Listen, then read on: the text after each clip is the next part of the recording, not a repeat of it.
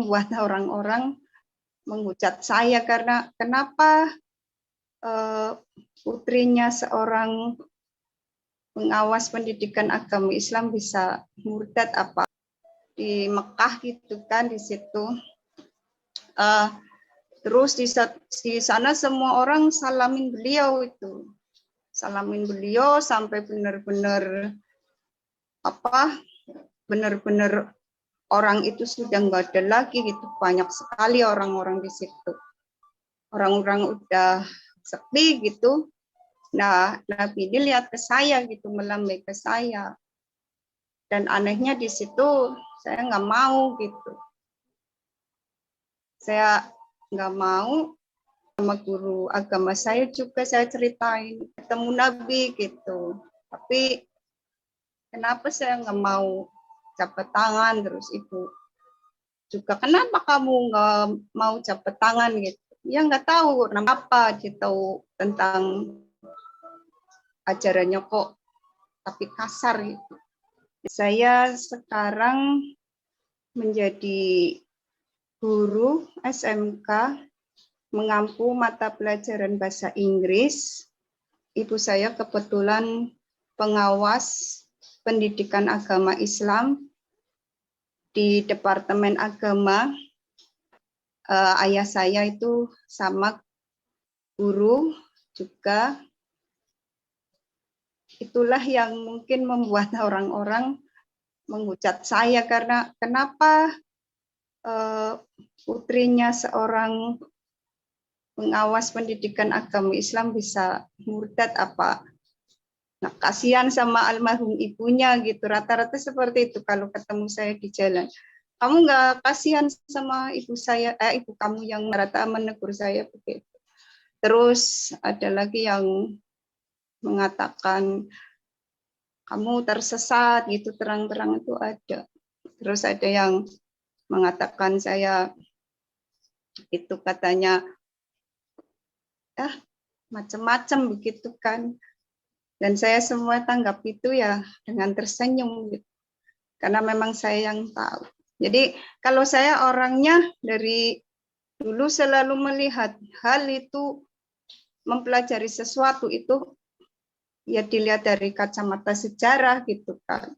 Terus saya orangnya itu nggak mau terima gitu saja apa yang didoktrin apa itu saya gitu. Jadi dari kecil sebenarnya orang tua saya harusnya sudah melihat apa watak saya itu nggak mudah mempercayai sesuatu meskipun itu juga telah didoktrin dari kecil gitu. Tapi ya Nabi saya dulu di keyakinan saya yang lama.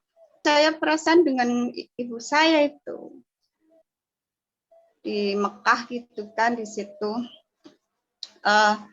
Terus di sana semua orang salamin beliau itu, salamin beliau sampai benar-benar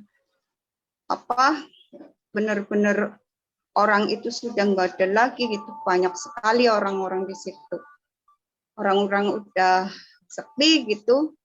Nah, Nabi ini lihat ke saya gitu, melambai ke saya, dan anehnya di situ saya nggak mau gitu,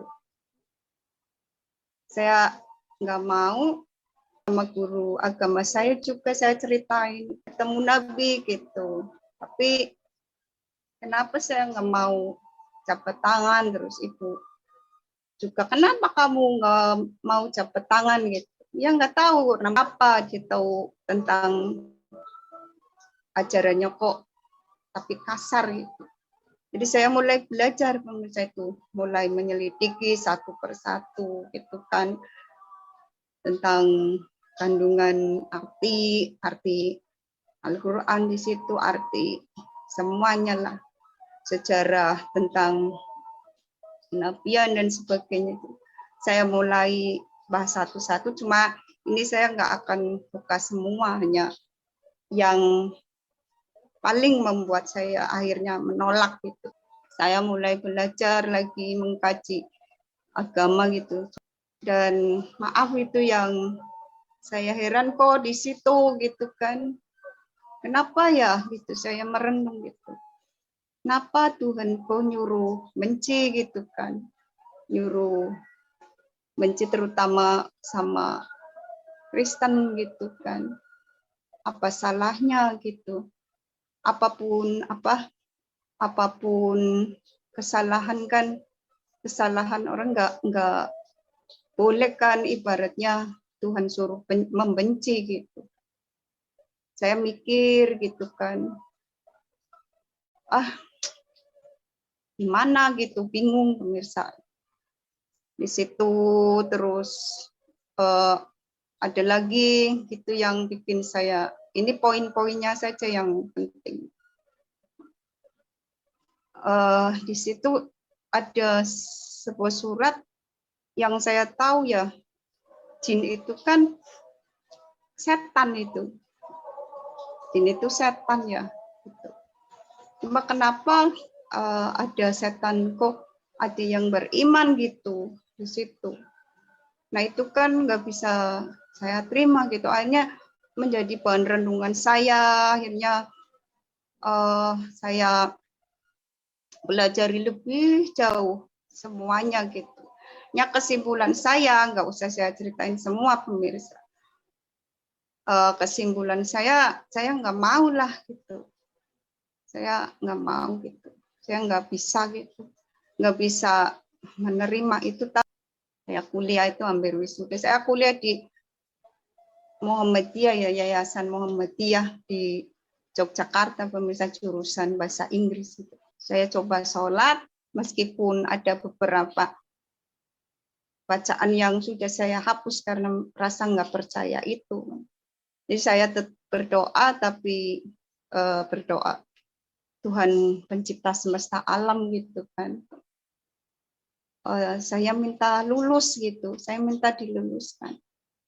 Ini pengalaman luar biasa pemirsa yang memang nggak masuk akal, tapi ini benar-benar terjadi dalam hidup saya itu. Apa yang saya bersaksi ini memang itulah saya gitu. Saya nggak mencoba mengada-ngada. Jadi saya berdoa, ya Allah gitu kan, Tuhan pencipta semesta alam, saya pengen lulus gitu. Jangan ngantuk di situ. Tahu-tahu siapa yang datang? Yang datang itu kan Nabi Isa gitu. Saya tahunya tuh Nabi Isa itu. Jadi, dia bilang, Intan buka itu sesi 3 gitu kan. Sesi 3 saya buka gitu. Saya kan nggak tahu pemirsa soal ujian nanti 200 apa itu saya nggak tahu kan. Tapi di situ ada 200 gitu, 200 soal gitu. Dan di situ multiple choice semua ya. Cuma saya di situ sudah dijawab gitu, ada jawabannya gitu. Dan saya herannya saya tuh cuma ngapalin jawabannya dari nomor 1 sampai 200 tuh bisa hafal dalam waktu yang singkat gitu. Cuma begitu sudah selesai, Tuhan Yesus bilang, tanya lagi sudah gitu kan. Sudah. Cuma saya heran kenapa setiap doaku dia datang gitu kan. Terus ya sudah gitu kan. Terus dia pergi, saya duduk, saya merenung gitu. Masa sih gitu kan, masa sih soal itu mau keluar gitu, masa sih gitu kan. Jadi ujiannya kan minggu depan gitu kan. Saya duduk di depan, di ruang, waktu itu saya kos ya, saya duduk di ruang tamu, masa sih. Setelah itu minggu depannya itu puji Tuhan benar-benar itu soal itu mirip yang di itu saya gitu. Jadi soalnya memang ada 200 dan itu persis gitu seperti itu. Jadi gimana saya nggak lulus yang dapat 100 kan gitu karena tahu semua jawaban, tapi seandainya mungkin saya nggak bisa mengerjakan itu. Dan itu benar-benar nyata. Itu yang bikin saya itu sampai sekarang aneh juga gitu, pemirsa. Nah itu sejak ketahui ya pemirsa, sejak saya jadi pengikut, saya kurang tahu kenapanya gitu kan. Tapi sejak saya ke gereja gitu kan, mulai kebaktian tuh, si iblis ini kadang-kadang datang ke saya gitu, kadang-kadang lempar apel gitu di rumah saya gitu. Kadang saya jatuh sakit, nanti sembuh lagi gitu, nanti sakit lagi, nanti sembuh lagi. Dulu sebelum saya terang-terangan gitu,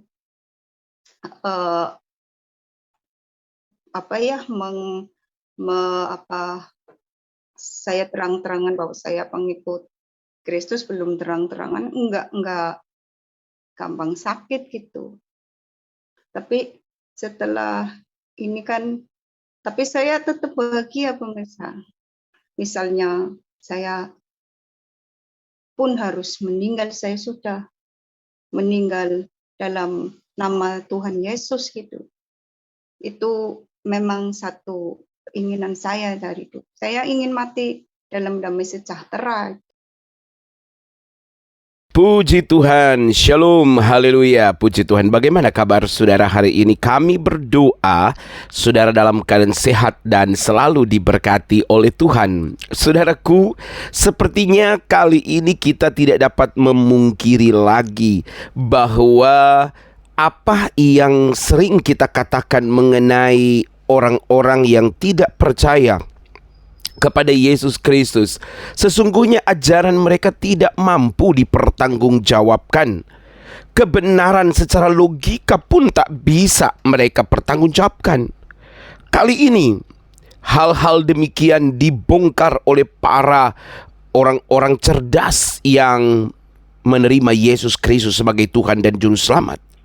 Mereka menerima Yesus Kristus sebagai Tuhan dan Juru Selamat bukan karena diiming-imingi oleh seperti yang sering dikatakan tentang Supermila, Indomila, beraslah atau sembako.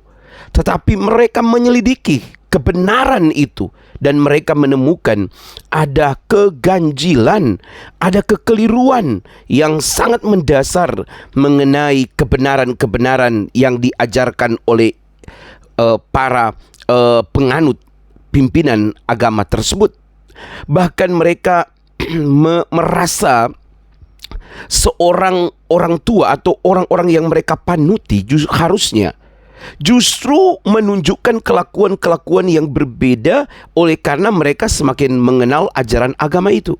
Nah, saudara-saudara, bagaimana kisah ini selanjutnya sangat menarik. Silakan saudara simak kesaksian lengkapnya berikut ini.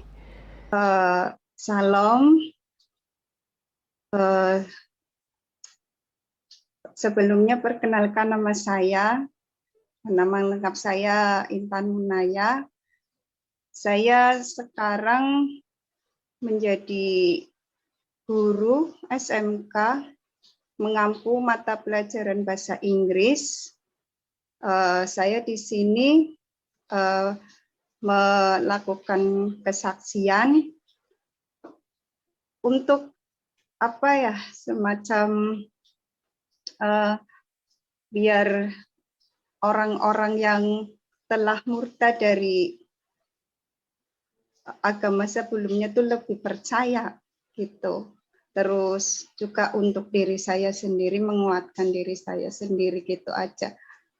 Saya tapi ada beberapa yang mungkin nggak akan saya ungkapkan lebih jauh, hanya beberapa saja yang, karena nanti kalau mengungkap lebih jauh mungkin bisa menimbulkan permasalahan-permasalahan yang mungkin akan menyudutkan saya ya, karena beberapa juga sudah ada beberapa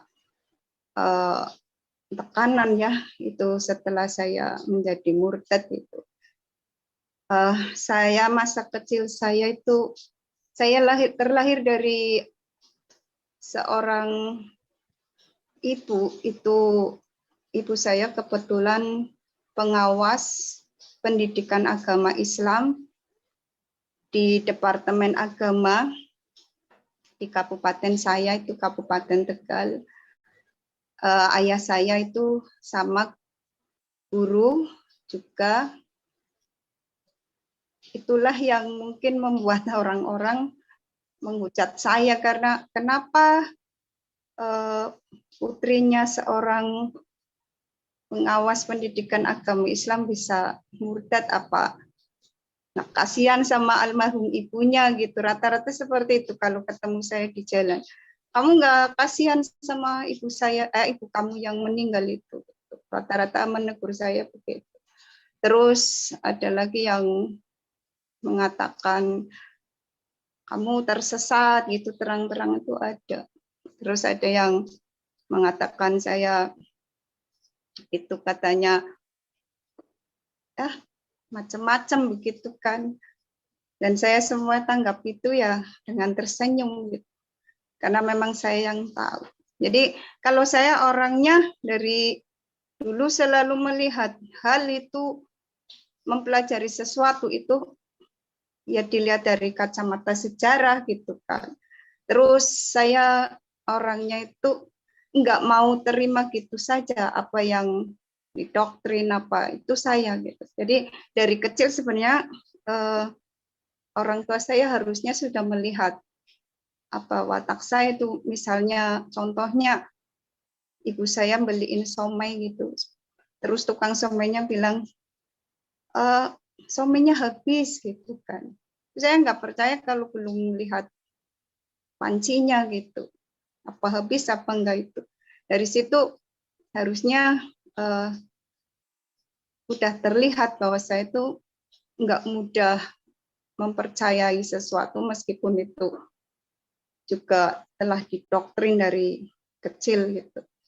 Hal yang masih saya ingat itu dulu saya itu ada gini pemirsa, perasaan benci sama ibu saya itu karena suka mukuli saya itu. Jadi apa-apa tuh pukul, nggak tanya dulu gitu atau gimana, itu nggak bisa, nggak ada lembutnya sama sekali itu. Jadi kadang-kadang saya lihat teman-teman saya kok ibunya nggak gitu, nggak seperti ibu saya gitu kan. Padahal ibu saya lebih tahu tentang agama gitu kan. Kadang-kadang saya tanya sama ayah saya gitu, karena saya memang dekat sama ayah saya. Kenapa apa ibu kan tahu agama ya gitu. Kenapa seperti itu? Kasar banget terus suka mukulin saya gitu. Padahal cuman masalah sepele saja mukulnya seperti itu. Jadi saya sering dipukulin pakai sapu dan itu yang paling parah itu ketika saya pulang itu kelas 2 SMA. Dia nggak tanya dulu kenapa saya pulang itu telat gitu kan. Karena memang sekolah saya kan jauh. Jadi saya harus pakai bis untuk menempuh jarak gitu ya kan. Sekitar 45 menit itu baru nyampe itu.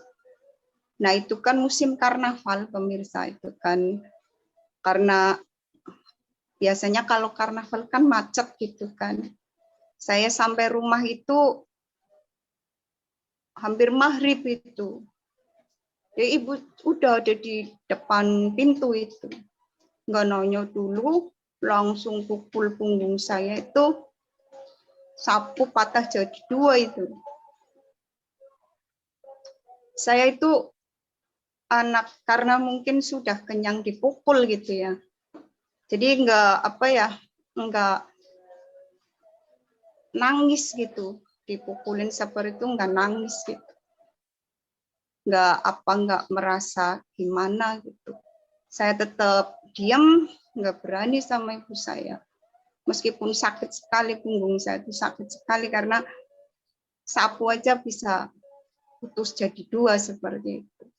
Dan puji Tuhan saya nggak menirukan seperti itu sama anak-anak saya itu nggak seperti itu. Dan saya ingat lagi saat saya itu tangannya patah ya pemirsa itu. Itu tulang sampai keluar dari tangan saya itu menembus daging. Di mana-mana seorang ibu kalau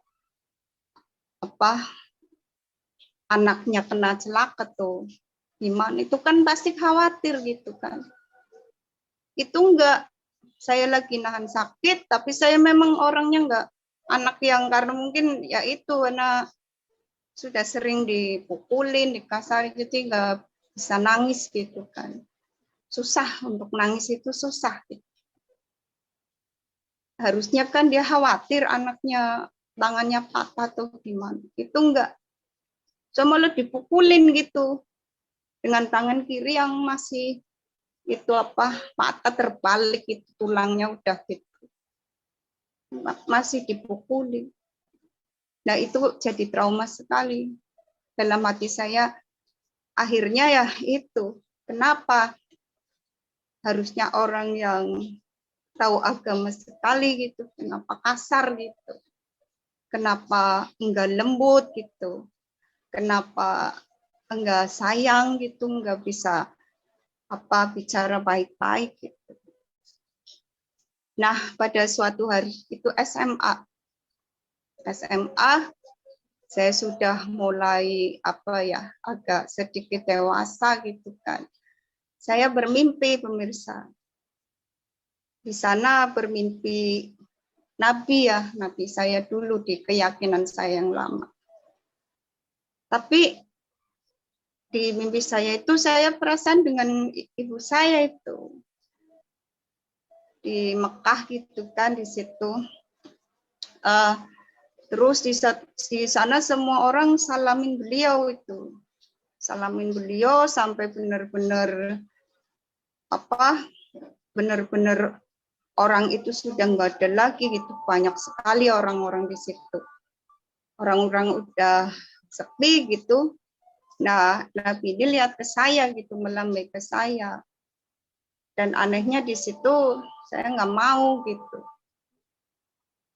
Saya nggak mau, saya bangun gitu. Malah saya ceritakan mimpi itu sama ibu saya gitu.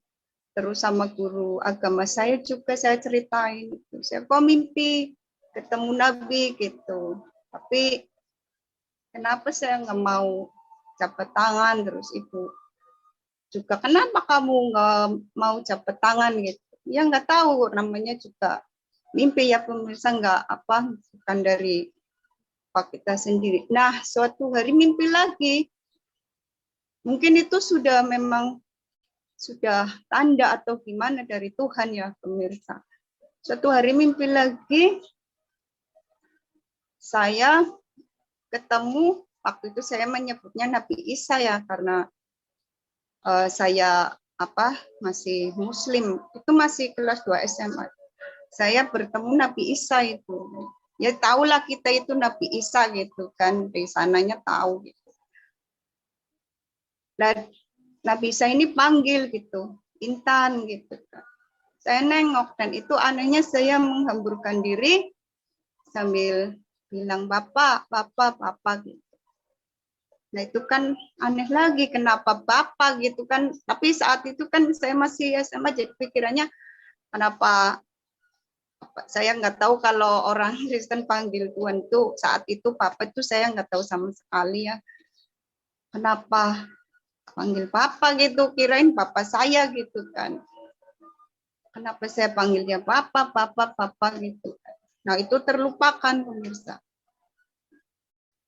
Sampai kemudian saya kuliah, ya saya kuliah lebih matang belajar. Biasanya kan kita dulu dari apa, dari kecil kan belajar baca Al-Quran dan sebagainya kan enggak lihat artinya gitu kan. Saya penasaran gitu kan. Penasarannya ibu saya itu pertamanya memang dipicu oleh kenapa ibu saya tahu apa tentang agama kok kasar gitu ya. Tapi kalau mimpi-mimpi itu sih sebenarnya saya enggak begitu apa mendominasi pikiran saya, enggak. Heran saja sama sebenarnya lebih ke sikapnya ibu saya itu dan ucapannya itu. Kenapa dia tahu tentang ajarannya kok tapi kasar itu. Jadi saya mulai belajar pemirsa itu, mulai menyelidiki satu persatu gitu kan tentang kandungan arti Al-Quran di situ, arti semuanya lah, sejarah tentang kenabian dan sebagainya. Saya mulai bahas satu-satu, cuma ini saya nggak akan buka semua, hanya yang paling membuat saya akhirnya menolak gitu. Tapi ini bukannya saya nggak mendiskreditkan ya, ini saya cerita. Terserah penilaian orang, ini saya hanya untuk saya sendiri kenapa seperti itu akhirnya. Tapi sebenarnya pemahaman dan pengetahuan saya ini enggak juga membuat saya mengikuti Kristus, enggak. Nanti ada masanya kenapa pada akhirnya saya itu menjadi pengikut Kristus itu. Bukan karena meskipun saya tahu banyak gitu kan. Saya mulai belajar lagi mengkaji agama gitu. Cuma belum melihat Injil saat itu. Itu saya pelajari artinya gitu. Dan maaf itu yang saya heran kok di situ gitu kan. Kenapa ya gitu, saya merenung gitu. Kenapa Tuhan kok nyuruh benci gitu kan. Nyuruh benci terutama sama Kristen gitu kan. Apa salahnya gitu. Apapun kesalahan kan, kesalahan orang nggak boleh kan, ibaratnya Tuhan suruh membenci gitu. Saya mikir gitu kan, gimana gitu, bingung pemirsa. Di situ terus ada lagi gitu yang bikin saya, ini poin-poinnya saja yang penting. Di situ ada sebuah surat yang saya tahu ya, jin itu kan setan itu. Jin itu setan ya. Cuma kenapa ada setan kok ada yang beriman gitu di situ. Nah itu kan nggak bisa saya terima gitu. Akhirnya menjadi bahan renungan saya. Akhirnya saya belajar lebih jauh semuanya gitu. Ya kesimpulan saya, nggak usah saya ceritain semua pemirsa. Kesimpulan saya nggak mau lah gitu. Saya nggak mau gitu. Saya nggak bisa gitu. Nggak bisa menerima itu tahun 98 ya. Cuma saya belum meskipun saya udah nggak mau, cuma belum kepikiran ke Tuhan Yesus gitu. Cuma pada suatu hari itu masih tahun 98 itu saya mau wisuda, hampir wisuda itu ya. Saya kuliah itu hampir wisuda. Saya kuliah di Muhammadiyah ya, Yayasan Muhammadiyah di Yogyakarta, pemirsa, jurusan bahasa Inggris itu. 98 itu saya mau ujian itu. Mata kuliah terakhir itu. Kalau itu nggak lulus, saya nggak bisa wisuda. Tahun itu juga harus ditunda lagi, tapi kalau ditunda lagi kan kita tetap bayar administrasi. Itu saya kasihan sama orang tua gitu kan. Akhirnya saya gini, gimana ya kalau saya nggak lulus, itu takut gitu kan. Saya coba sholat, meskipun ada beberapa bacaan yang sudah saya hapus karena rasa nggak percaya itu. Jadi saya tetap berdoa, tapi berdoa Tuhan pencipta semesta alam gitu kan. Saya minta lulus gitu, saya minta diluluskan. Ini pengalaman luar biasa pemirsa yang memang nggak masuk akal, tapi ini benar-benar terjadi dalam hidup saya itu. Apa yang saya bersaksi ini memang itulah saya gitu. Saya nggak mencoba mengada-ngada. Jadi saya berdoa, ya Allah gitu kan, Tuhan pencipta semesta alam, Saya pengen lulus gitu. Saya ngantuk di situ. Tahu-tahu siapa yang datang? Yang datang itu kan Nabi Isa gitu. Saya tahunya tuh Nabi Isa itu. Jadi, dia bilang, Intan, buka itu sesi 3 gitu kan. Sesi 3 saya buka gitu. Saya kan nggak tahu pemirsa soal ujian nanti 200 apa itu saya nggak tahu kan. Tapi di situ ada 200 gitu, 200 soal gitu. Dan di situ multiple choice semua ya. Cuma saya di situ sudah dijawab gitu, ada jawabannya gitu. Dan saya herannya saya tuh cuma ngapalin jawabannya dari nomor 1 sampai 200 tuh bisa hafal dalam waktu yang singkat gitu. Cuma begitu sudah selesai, Tuhan Yesus bilang, tanya lagi sudah gitu kan. Sudah. Cuma saya heran kenapa setiap doaku dia datang gitu kan. Terus ya sudah gitu kan. Terus dia pergi, saya duduk, saya merenung gitu. Masa sih gitu kan, masa sih soal itu mau keluar gitu, masa sih gitu kan. Jadi ujiannya kan minggu depan gitu kan. Saya duduk di depan di ruang, waktu itu saya kos ya, saya duduk di ruang tamu, masa sih. Setelah itu minggu depannya itu puji Tuhan benar-benar itu soal itu mirip yang di itu saya gitu. Jadi soalnya memang ada 200 dan itu persis gitu seperti itu.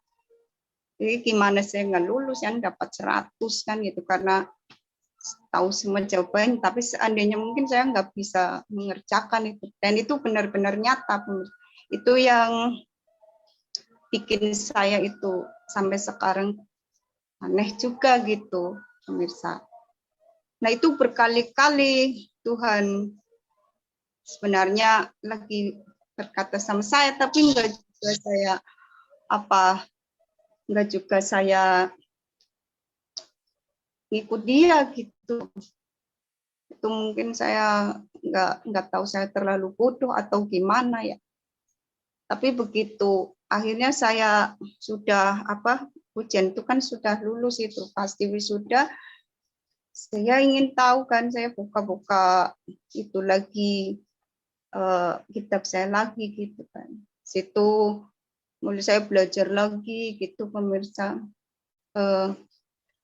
Ada beberapa surat yang bikin saya karena saya Nabi Isa yang datang terus ke saya. Saya baca surat Ali Imran itu ya di situ. Di situ ditulis bahwa Isa atau Yesus putra Maryam itu Ruhul Kudus gitu kan. Sepengetahuan saya Ruh Kudus ya rohnya Allah gitu kan pemirsa.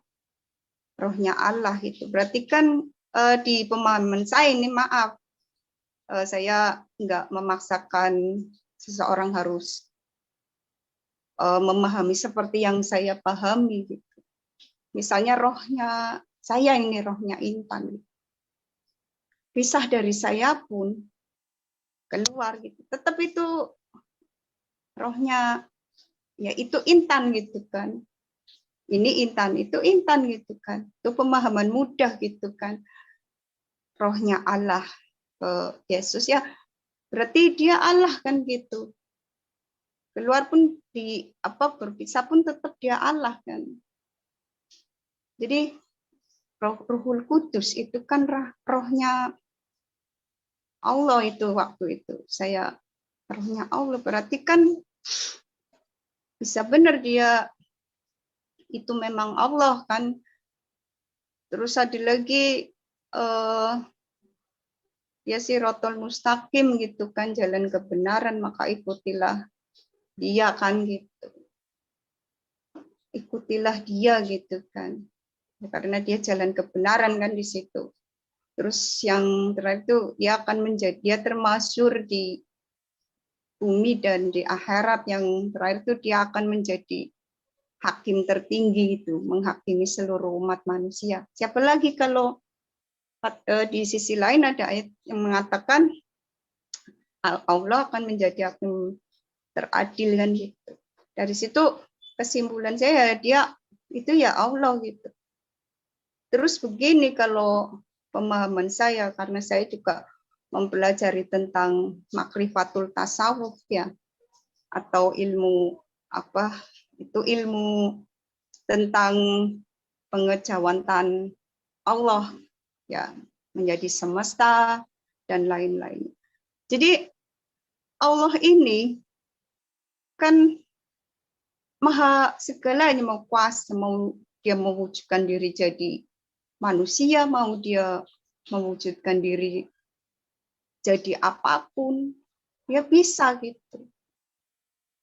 Saat dia menemui Abraham ya, dia mewujudkan diri jadi manusia. Saat menemui Nabi Musa tuh dia menjadi seperti api itu cahaya ya. Terus menemui Bani Israel itu awan gitu. Ya, maha segalanya, berhak mewujudkan diri menjadi apa saja. Itu pemahaman saya. Jadi kalau dia mewujudkan diri menjadi manusia, kenapa itu menjadi sebuah pertentangan gitu. Pengetahuan-pengetahuan ini membuat saya makin yakin gitu kan. Saya cari pendeta gitu, cari itu atau pun 99 saya sana cari ketemu, saya padahal nggak kenal yang begitu kenal itu, tapi saya permisi gitu, saya minta apa Alkitab boleh enggak gitu kan, dan saya dikasih satu gitu. Saya mulai pulang mulai baca gitu, kok urut ya, kok lebih urut lebih ini gitu. Cuma itu pun nggak membuat saya bertobat juga, enggak gitu pemirsa. Jadi meskipun sudah banyak hal yang saya dapat gitu, pengetahuan yang saya tahu gitu, nggak membuat saya juga terus mau mengakui gitu, enggak. Jadi sisi lain saya nggak mau mengakui yang satunya, di sisi lain saya belum memutuskan untuk menjadi pengikut Kristus. Jadi agama itu kayak kurang jelas gitu. Saya akhirnya hanya beralih ke meditasi gitu kan. Jadi tetap berdoa tapi menggunakan Tuhan yang Maha Esa gitu, Tuhan pencipta semesta alam. Jadi saya gunakan itu. Hidup saya berantakan gitu kan. Karena nggak punya pegangan mungkin. Itu akhirnya hari demi hari gitu kan masih bertahan seperti itu gitu kan, masih dalam posisi seperti itu meskipun sudah banyak hal yang saya tahu ya, tahu banyak gitu kan. Dan maaf pemirsa, saya nggak mau nggak akan sharing yang tahu terlalu banyak gitu kan, karena itu nanti bisa ya tahu sendiri menjadi blunder bagi diri saya sendiri gitu. Kecuali di forum perdebatan mungkin saya mau. Ini kan hanya untuk kesaksian gitu, menguatkan para murtadin dan semoga orang Kristen menjadi kuat imannya gitu kan. Pada suatu hari saya izin lagi sama ibu saya gitu kan. Tahun 99 saya 98 ya, saya izin itu minta Kristen sebenarnya. Saya pengen ikut tapi nggak boleh. Saya kan orang yang takut sekali sama ibu itu. Takut katain durhaka gitu, takut kayak dikutuk gitu, takut gitu. Jadi izin gitu, izin saya nggak mau lancang gitu. Izin nggak boleh gitu, bilang kalau kamu kayak gitu nanti mending hilang anak satu kan gitu, selalu bilangnya begitu. Dan saya waktu itu kan belum tahu kalau Tuhan Yesus mengatakan bahwa Sebenarnya harusnya gitu loh, harusnya kalau saya sudah tahu seperti itu, kalau saya tahu Tuhan Yesus mengatakan tetap harus mengikuti dia apapun resikonya, itu mungkin saya dari dulu ngikutin dia, tapi saya baca Alkitab pun nggak sampai ke Matius gitu, pemirsa. Di Matius kan ada itu kan, di 10 ya, 34 itu kan intinya jangan mencintai manusia atau apapun ya melebihi cinta pada dia gitu. Ya, saya nggak sampai situ. Gitu. Jadi baca Alkitab pun di perjanjian-perjanjian lama saja itu ya. Saya baca-baca suka cerita tentang Nabi Musa saja itu sama apa Yohanes Pembaptis itu kan. Saya suka itu baru nyampe situ terus sudah Alkitab itu jarang saya buka lagi. Buka laginya begitu saya waktu itu apa ibu saya sakit, saya hidupnya hancur, habis-habisan gitu kan. Pemirsa saya pergi dari suami saya waktu itu. Sekarang udah mantan ya. Pergi gitu. Gimana sih hidup saya? Kenapa selalu merawat gitu. Ya memang mungkin saat itu ya dosa saya terlalu banyak atau gimana itu saya sakit. Pada saat ibu saya sakit itu besoknya mau meninggal ya, beliau panggil saya gitu, Intan gitu.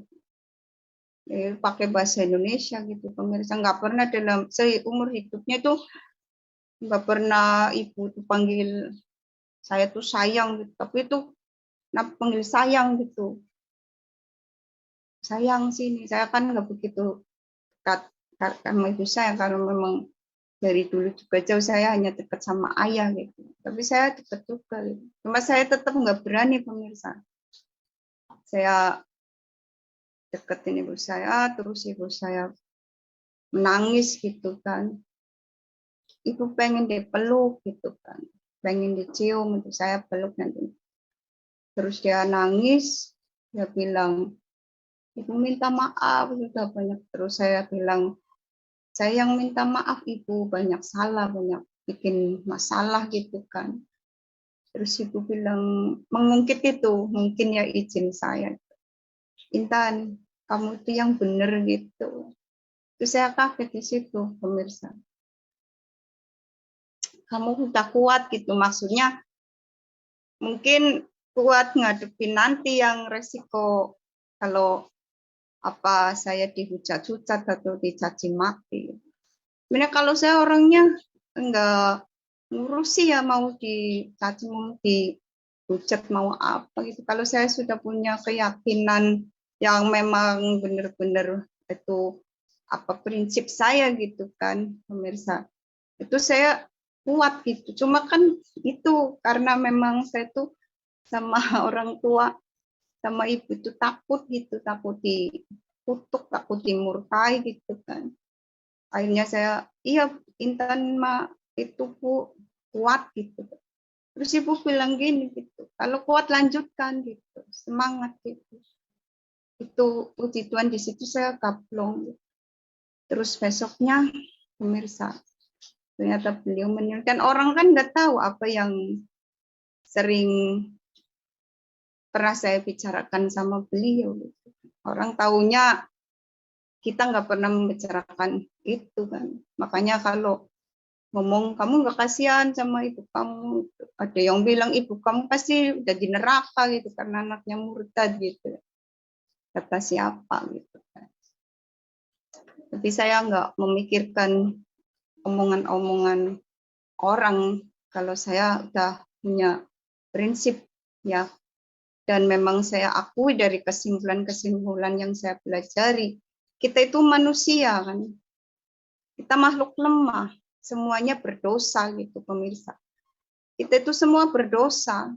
nggak layak masuk surga, karena surga itu kan tempat yang suci gitu, harus bebas dari semua energi negatif itu. Sedangkan kita sudah tercemar banyak hal gitu kan. Dan itu kita butuh juru selamat gitu. Dan itu nggak bisa dipungkiri, kita butuh juru selamat. Kita nggak bisa gitu, nggak bisa begitu saja berjuang diri sendiri, itu nggak bisa. Kita tetap harus punya juru selamat, dan itu kesimpulan saya, juru selamat yang apa ya, yang sesungguhnya ya itu Tuhan Yesus gitu. Itu kita butuh juru selamat, pemirsa. Nah, itu ibu saya sudah izin, pemirsa, sudah mengizinkan gitu. Belum juga, saya masih ada anak gitu, anak perempuan yang memang saya sayang sekali sama dia itu. Mungkin manusia yang satu-satunya anak perempuan yang saya tuh sangat terikat gitu, terikat hati. Ternyata Tuhan berkehendak lain. Anak saya dibawa oleh mantan saya itu. Dan saya sampai sekarang belum bertemu. Saya itu waktu mau menemuin dia dan gak berhasil gitu, dihalang-halang seperti orang gila. Hujan-hujanan kayak orang stres gitu. Nggak pernah saya itu nangis-nangis seperti itu bisa nangis saya di jalan-jalan kayak orang gila. Itu benar-benar saya luar biasa. Di situ mungkin puncaknya hancur gitu kan. Puncaknya hancur semua itu. Nah, saya duduk di belakang itu habis hujan-hujan itu, pemirsa. Di belakang sendirian gitu kan. Terus saya merenung seperti biasa. Ya Allah gitu kan. Saya masih pakai itu. Kenapa gitu seperti ini saya gitu. Saya ingin berubah gitu. Karena saya juga manusia biasa, takut mati gitu. Takut mati karena gini pemirsa. Saya itu nggak bohong gitu ya. Jadi dari kecil Tuhan itu menganugerahkan gitu. Itu salah satu juga yang bikin saya merenung ini, pendengaran saya gitu. Jadi Tuhan itu menganugerahkan pendengaran sama saya, penglihatan sama saya. Dari kecil tuh kalau ada orang meninggal itu mendengar gitu, rohnya menjerit-jerit gitu, ampun, ampun, kadang gitu. Tolong gitu, kadang seperti itu. Kadang menangis gitu. Dan itu hampir semuanya seperti itu. Saya bingung gitu, kenapa itu mau meninggal kayak gitu rohnya gitu. Masuk ya keluarga saya gitu, pemirsa. Itu enggak saya tutup-tutupin ya gitu.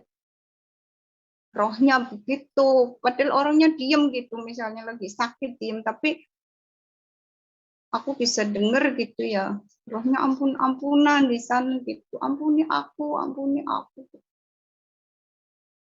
Di hati saya gitu kan, begitu gitu.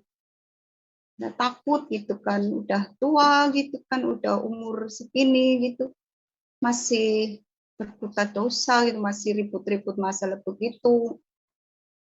Dengan dari dulu saya tahu Tuhan itu saya bisa dengar-dengar suara-suara seperti itu. Nanti misalnya udah dengar gitu, tahu-tahu memang 1 jam kemudian ada berita kematian, kadang-kadang besoknya ada berita kematian. Itu sampai sekarang pemirsa. Ya kalau misalnya yang tolong-tolong perempuan ya besoknya yang meninggal perempuan gitu. Dan itu hampir semuanya begitu gitu loh. Nggak ada, jarang sekali yang maksudnya lirih gitu, kayak misalnya itu ya Allah itu ada gitu ya Allah gitu. Cuma gitu. Terus besoknya ada meninggal perempuan, misalnya suara perempuan. Rata-rata itu ampuni aku gitu, teriak-teriak gitu, rata-rata seperti itu. Dan herannya semakin ke sini tuh semakin ini jelas gitu. Bikin saya kadang-kadang ada merinding juga sebandel-bandelnya saya gitu. Saya pengen tobat gitu. Saat itu udah hidup kita balik lagi, singkat cerita anak saya dibawa, saya seperti orang depresi gitu kan, orang gila di belakang rumah, nangis gitu, teriak-teriak. Kenapa ya kayak gini gitu, hidup saya gitu nggak pernah enak dari kecil.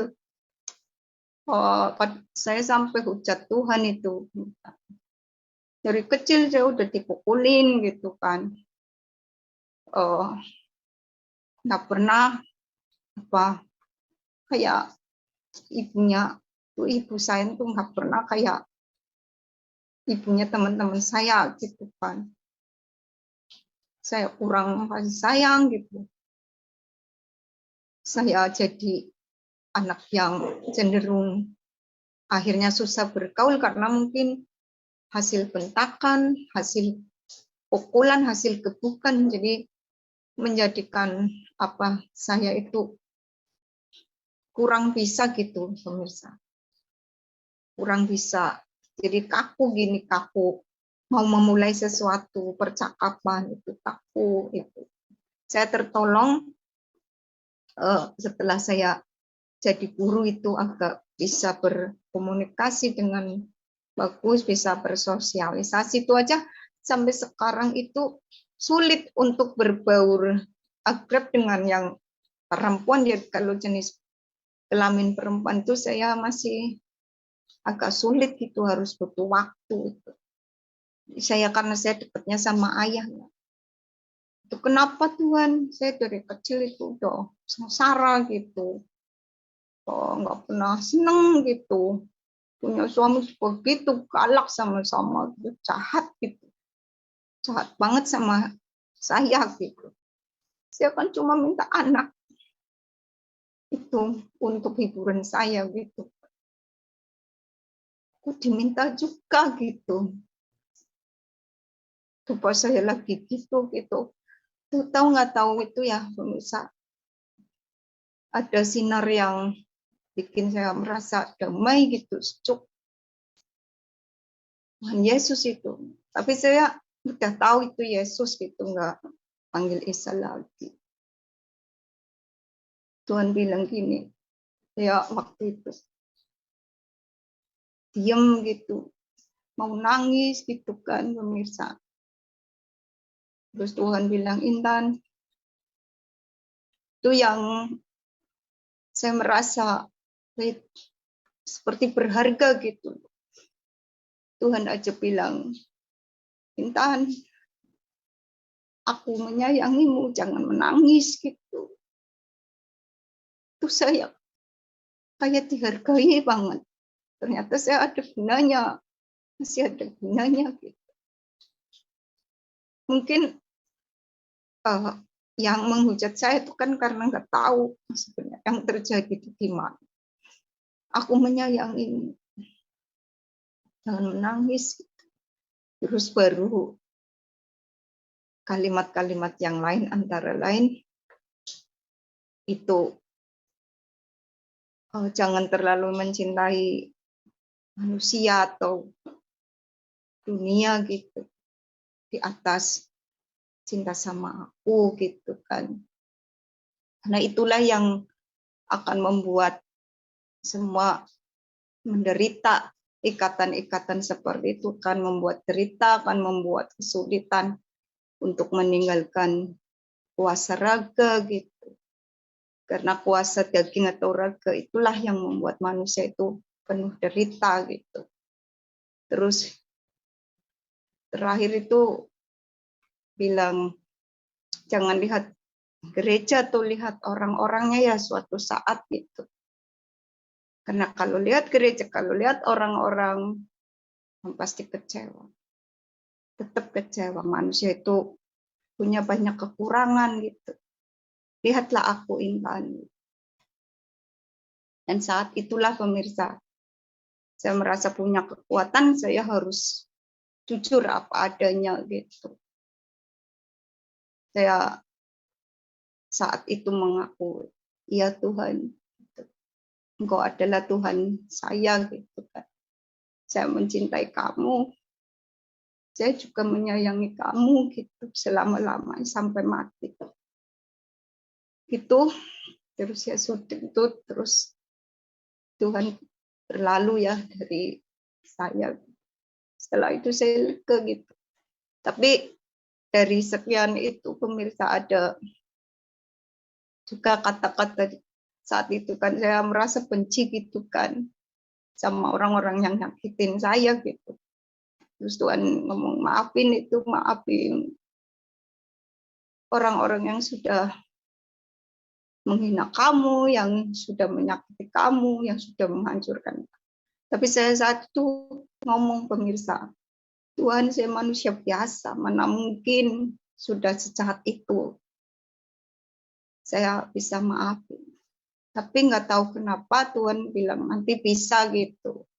Dan itu ajaib pemirsa. Dalam waktu cuma esok harinya gitu. Rasa benci dendam saya itu benar-benar nggak tahu kemana gitu.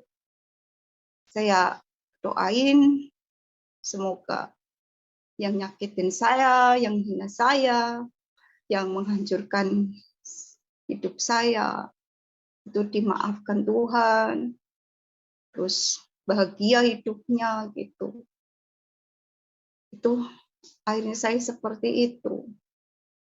Dan kemudian saya berani datang ke gereja lagi, tapi sebelumnya saya pernah datang ke gereja itu saat itu saya masih hidup ya pemirsa untuk tanya-tanya. Tapi berikutnya ini saya datang gereja memang ingin beribadah gitu, tanya tentang ibadah dan kebetulan saat itu mulai ibadah hari pertama hari Minggu itu setelah ini masa pandemi gitu, cuma masih jaga jarak gitu pemirsa. Dan saya mulai beribadah di situ beberapa kali di gereja GPPS gitu kan, Margasari di Tegal gitu di daerah saya. Terus beberapa bulan ini saya memang minta cepat-cepat dibaptis karena kalau saya kan akarnya kuat gitu pemirsa. Jadi misalnya kata orang bahwa saya dituduh saya masuk Kristen hanya karena rasa kecewa, enggak gitu. Permasalahannya enggak itu gitu. Nah, memang akarnya kuat, saya tahu benar gitu kan siapa Tuhan Yesus.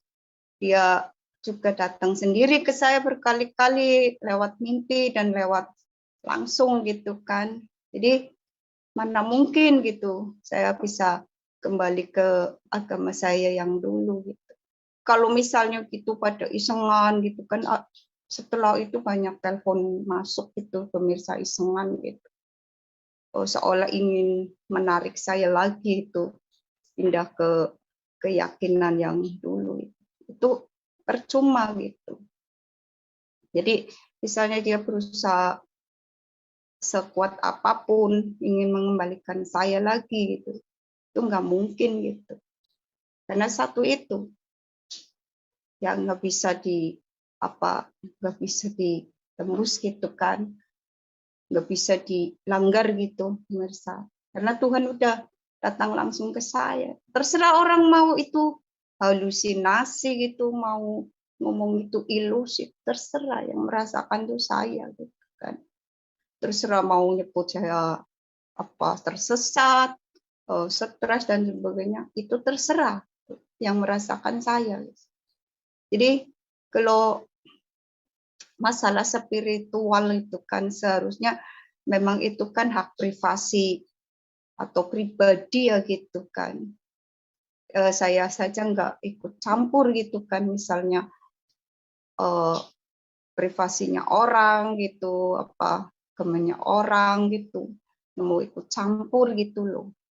Terus kenapa gitu semua langsung komentar gitu begitu. Ya mungkin manusiawi karena gini kata beberapa teman karena saya mungkin putrinya pengawas Departemen Agama ya, pemirsa, itu yang bikin kaget. Cuma gini, ada yang bilang gini, oh mungkin yang nemuin kamu tuh setan gitu, bukan Yesus gitu, mungkin yang nemuin itu. Pemirsa, saya itu kan ahli meditasi ya, saya suka meditasi. Itu kan setelah saya nggak begitu nggak begitu respect gitu sama ajaran saya yang lama itu kan akhirnya saya alihkan ke meditasi gitu pemirsa. Hanya dari situ saya kan tahu tentang dunia gitulah pemirsa, dunia jin, dunia iblis, setan gitu. Lucifer gitu kan. Ini benar pemirsa, bukan halu gitu.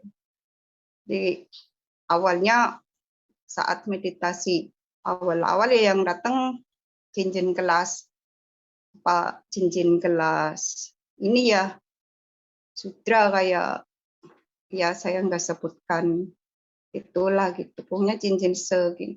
Makanya kadang kalau orang ada yang membeda-bedakan bedanya jin, bedanya iblis, bedanya setan, itu saya heran gitu. Maksudnya ya sebenarnya itu satu kelompok ya itu. Jadi nggak ada itu namanya sebenarnya jin beriman atau bertakwa, itu nggak ada pemirsa. Sebenarnya itu pemikiran-pemikiran harus dirombak gitu, nggak ada itu, mereka itu semuanya bangsa penyesat. Orang saya mungkin bisa saja justru mengaku-ngaku gitu. Jadi si iblis Lucifer yang datang ke saya itu setelah yang kecil-kecil ini udah nggak bisa datang ke saya kan, akhirnya yang pembesar-pembesarnya itu kan si Lucifer, si Leviathan, si Behemoth ini kan penguasa lautan, penguasa darat itu. Mbak semuanya memang nggak mempan gitu. Jadi begini, pemirsa, si Lucifer salah satu yang diucapkan sama saya, dia pernah bilang saat saya belum itu tahun berapa itu, tapi sudah nggak mau akuin yang sudah nggak respect gitu di ajaran yang lama itu. Jadi dia pernah bilang dia benci sekali sama Yesus Kristus gitu. Itu juga jadi pikiran saya di benak saya itu. Kalau iblis sampai benci dengan sekarang berarti orang ini benar gitu, di jalan yang benar gitu. Di hati saya saat itu. Setelah saya itu kan, jadi saya malah jadi ikutan downhill, dia datang lagi gitu kan, marah itu, marah besar itu. Tapi sekarang puji Tuhan jarang ya, terakhir saja itu malam tahun bermarah gitu pemirsa. Itu sebenarnya nggak suka gitu kan. Jadi paling dibenci memang dari kata-kata si Lucifer, si Behemoth, si Leviathan ini. Yang sangat dibenci itu ya umat Kristen gitu kan. Karena pengikut Kristus, jadi benci sekali sama Yesus Kristus. Pernah ngomong seperti itu sama saya itu dulu di saat saya intens gitu ya di meditasi. Kalau dulu kan meditasi saya lebih fokuskan ke Tuhan pencipta semesta alam. Kalau sekarang kan lebih ke berdoa saya itu. Cuma berdoa ya kadang-kadang saya meditasi tapi langsung ke Tuhan Yesus gitu kan. Nah, terus Tuhan Yesus itu nggak bisa gitu, mungkin satu-satunya nggak bisa ditirukan oleh bangsa mereka gitu. Nah, kalau manusia biasa kan melalui apa ya, pemirsa, ini saya jadi bicara tentang semacam chip gitu ya. Manusia biasa itu masih bisa ditiru gitu, kalau yang melalui penciptaan itu melalui hubungan ketemu antara sperma dan indung telur wanita atau ovarium gitu, itu bisa ditirukan oleh bangsa mereka karena memang saat mereka menyesatkan manusia itu Adam Hawa itu. Jadi si Satan ini kan menanamkan gitu ya, menanamkan kekuatannya pada manusia lah gitu. Jadi tadinya manusia nggak ngerti, ini jadi jahat gitu kan pemirsa. Bisa ditirukan juga karena punya akses ke situ gitu.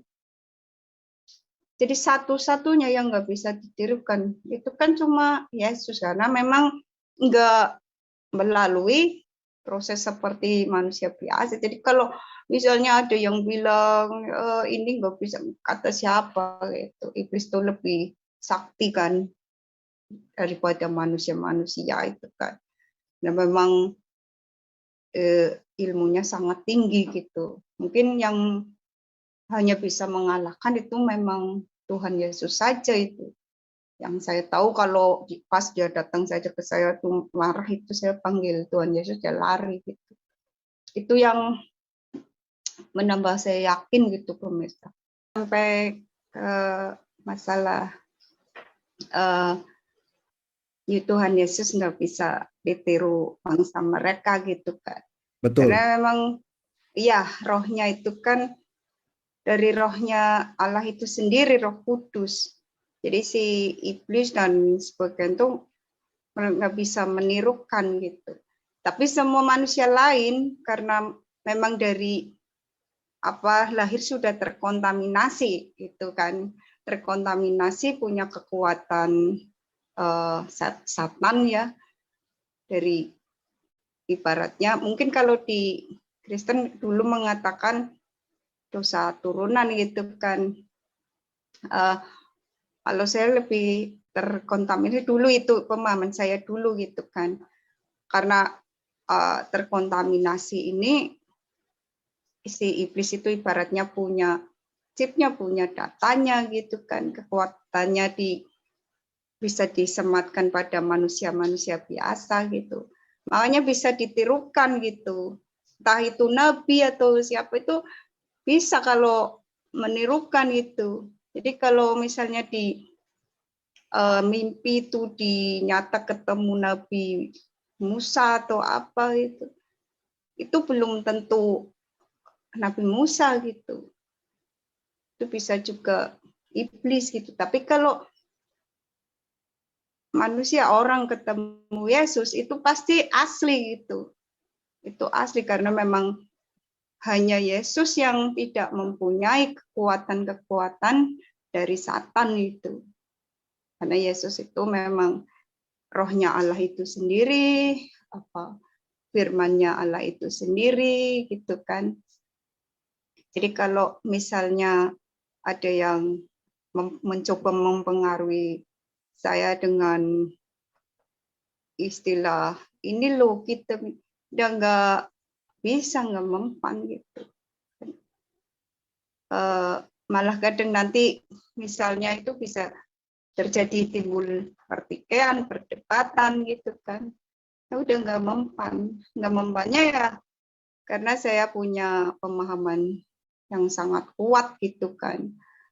Dan Tuhan Yesus itu datang sendiri ke saya itu. Cuma yang bikin kadang-kadang saya sedih itu keluarga saya juga nggak percaya gitu.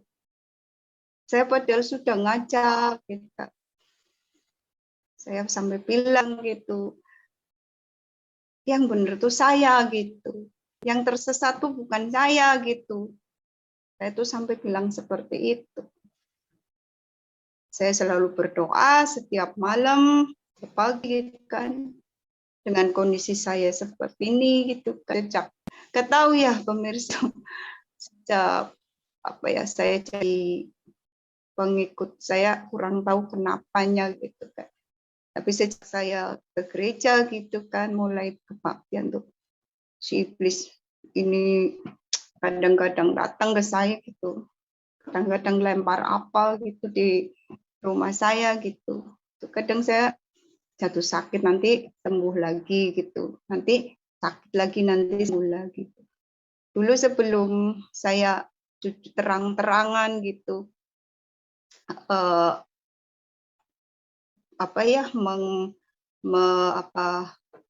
saya terang-terangan bahwa saya pengikut Kristus, belum terang-terangan, enggak gampang sakit gitu.